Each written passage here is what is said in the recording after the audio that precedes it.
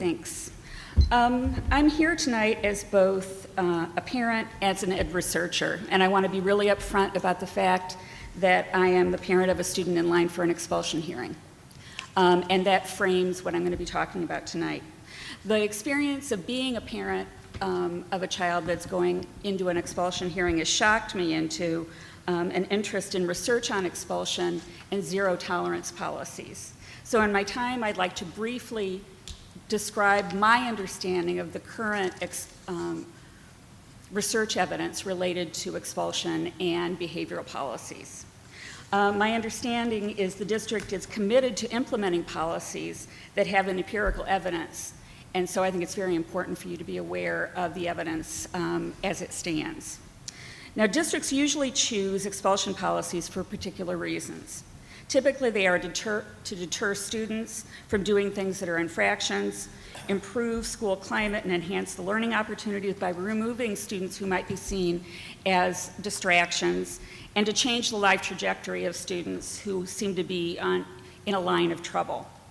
Zero tolerance is chosen to show that a district is tough on what they see as problematic behaviors and to address concerns about disproportionate experience of discipline for kids of color. The problem with all of these assumptions is that none of them jive with empirical research. Implementation of expulsion policies don't seem to reduce the problems of violence or drug abuse. It doesn't seem to improve climate. In fact, the very best climate inputs seem to be those that are focused on proactively supporting students before they make mistakes. It seems to exacerbate negative outcomes for kids. They're more likely to drop out of school, to be subject to the juvenile justice program, and to get in trouble again and again. Disproportionality isn't mitigated. It continues to exist even in a zero tolerance issue. Now, I'd also argue that the use of expulsion for young students, and I would say those are younger than high school, doesn't recognize the developmental vulnerabilities that kids are experiencing at that time. Your very own staff at West High actually pointed out that parents have to be freshman's conscious because their limbic system isn't developed enough to be able to make complex decisions, particularly in social settings. They don't have the machinery to do the job, so the punishment of expulsion is actually inappropriate.